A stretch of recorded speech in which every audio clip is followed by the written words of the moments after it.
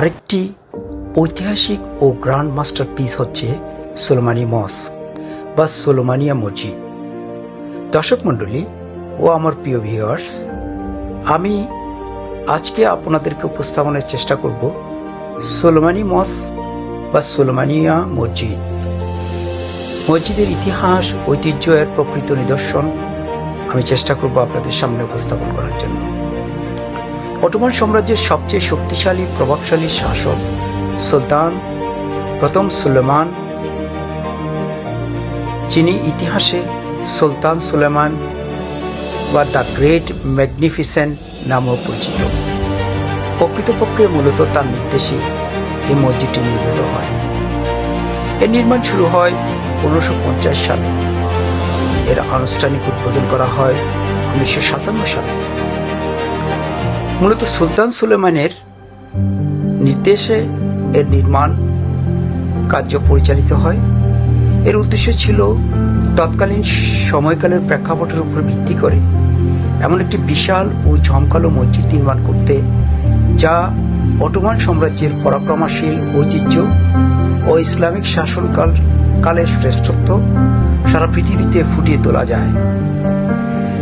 এই মসজিদের নকশা করেছিলেন অটোমান ইতিহাসের সর্বকালের সেরা এবং কিংবদন্তি প্রধান স্থপতি মিমার সিনান। যখন তিনি এটি তৈরি করেন, একে তার জীবনের শ্রেষ্ঠ কাজ বলে মনে করতেন। এটা আয়া সোফিয়া মসজিদ থেকেও আরো বড় এবং ভিতরের অংশ খোলামেলা, আধুনিক ও নান্দনিক কারুকার্যে করা হয়েছিল। তখনকার আমলে সুলতানদের তৈরি মসজিদে 4 বা ততোধিক মিনার থাকত। সেই প্রেক্ষাপটে এই মসজিদও 4 কোণায় 4টি মিনার দ্বারা নির্মিত। সুলতান সুলেমান ছিলেন উসমানিয়া বংশের 10ম সুলতান। এর কেন্দ্রীয় গম্বুজটি প্রায় 53 মিটার উঁচু এবং গম্বুজের ভিতরে আলো প্রবেশের জন্য 32টি জানালা রাখা হয়। পুরো পরিবেশকে এক স্বর্গীয় শান্তি এবং স্বর্গীয় আচ্ছাদন দান করেন, রূপ দান করেন। এই মসজিদকে ঘিরে অনেক কর্মকাণ্ড পরিচালিত হতে, মাদ্রাসা, চিকিৎসালয়, গরিব দুঃখীদের জন্য লঙ্গরখানা, মুসাফিরখানা ইত্যাদি। মসজিদের পেছনে শান্ত বাগান ঘেরা প্রাঙ্গণে রয়েছে 2টি চমৎকার মাজার। একটিতে শায়িত আছেন খোদ সুলতান সুলাইমান, অন্যটিতে শায়িত আছেন তার অত্যন্ত প্রিয় স্ত্রী, অটোমান ইতিহাসের অন্যতম প্রভাবশালী নারী হুররম সুলতান রক্সোলানা। এটি একটা পর্যায়ে অনেক চড়াই উত্তরায়ের মধ্য দিয়ে যায় এই মসজিদ। শত শত বৎসরের ইতিহাসের এই মস্ক বেশ কিছু প্রাকৃতিক মানব সৃষ্ট দুর্যোগের মুখোমুখি হয়েছে।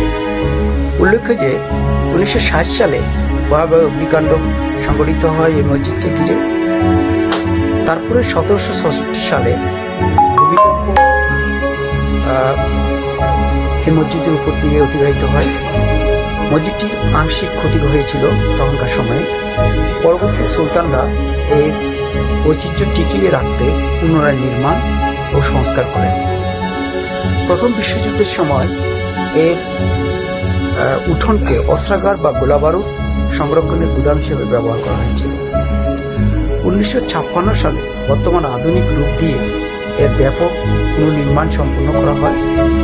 আজ সুলেমানি মস্ক শুধু একটি ইবাদতখানাই নয়, এর উঁচুতে অবস্থিত প্রাঙ্গণ থেকে ইস্তাম্বুলের বিখ্যাত গোল্ডেন হর্ন এবং বসফরাস প্রণালীর যে প্যানোরামিক ভিউ রয়েছে তা দেখা যায়।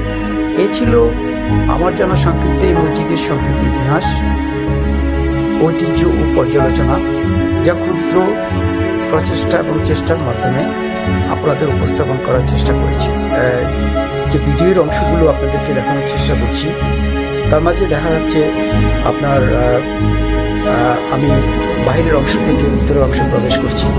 এখানে দেখা যাচ্ছে আপনার যেভাবে বাংলাদেশে বিভিন্ন মাজার মসজিদে আপনার দান বাক্স রয়েছে, এরকম একটা বড় উঠোনের মাঝখানে এরকম একটা দান বাক্স রয়েছে, যেখানে মানুষ অর্থ প্রদান করছে, সাহায্য প্রদান করছেন, যার যেটা মানত করছেন সেখানে সে দিচ্ছেন।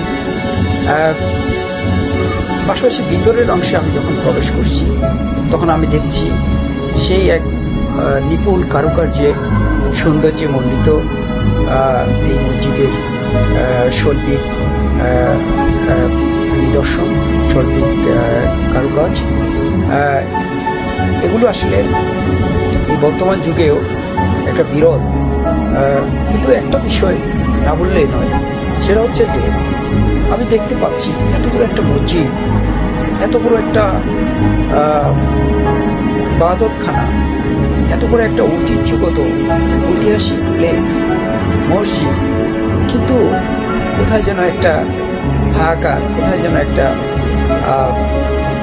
শূন্যতা। সেই শূন্যতাটা হচ্ছে মুসল্লির শূন্যতা। আমি আপনাদের দোয়ায় সেদিনটায় আমি আমার সৌভাগ্য হয়েছে মসজিদে নামাজ পড়ার জন্য, মাগরিবের নামাজ। আপনারা দেখতে পাচ্ছেন কত বড় একটা মসজিদ, কত বড় একটা আপনার মসজিদের নামাজ পড়ার জায়গা, কত বিশাল একটা জায়গা, কত বড় মস্ক। কিন্তু আপনি দেখেন সামান্য কিছু মানুষ, সামান্য কিছু মুসল্লি মাগরিবের নামাজে অংশগ্রহণ করছেন, হাতে গোনা কিছু লোক। আমিও নামাজ পড়ার সুযোগ পেয়েছি, সৌভাগ্য হয়েছে।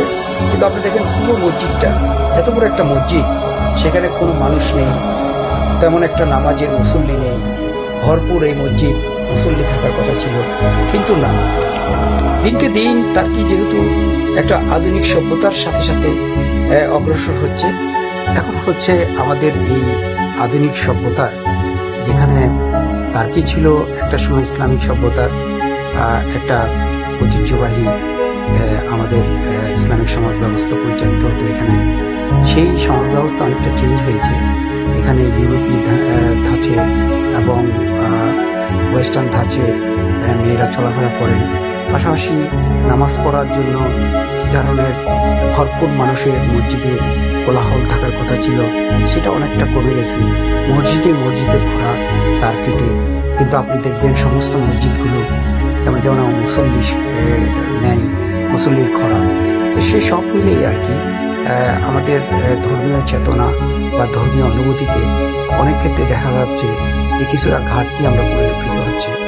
এবং সেটা আসলে যুগের পরিবর্তনে প্রতিটি দেশে, প্রতিটি আধুনিক সভ্যতার আধুনিক নিদর্শনে আস্তে আস্তে এটা কিন্তু আমরা লক্ষ্য করছি, বা ধ্যান ধারণার লোকজনদের কারণে মসজিদমুখী মানুষ খুব কম থাকছে, যার ফলশ্রুতিতে আমি দেখতে পাচ্ছি এত বড় একটা মসজিদ, সুলেমানি মসজিদ, যেখানে সামান্য কিছু লোক দিয়ে আমরা জামাত পড়লাম, যা আসলে হতাশাজনক। এই ছিল আমার কাছে সুলেমানি মসজিদের ইতিহাস, ঐতিহ্যের বিবরণী। আশা করি আপনারা শুনতে পেরেছেন। আমি চেষ্টা করেছি আপনাদেরকে বর্ণনা করার জন্য। আপনাদের যদি এই আমাদের ভিডিওটা ভালো লেগে থাকে তাহলে অবশ্যই লাইক, শেয়ার দিয়ে অন্যদের দেখার সুযোগ করে দিবেন, এই প্রত্যাশা আপনাদের কাছে রইল। এবং আগামী দিনে অন্য কোনো ভিডিওতে আপনাদের সাথে আবার দেখা হবে।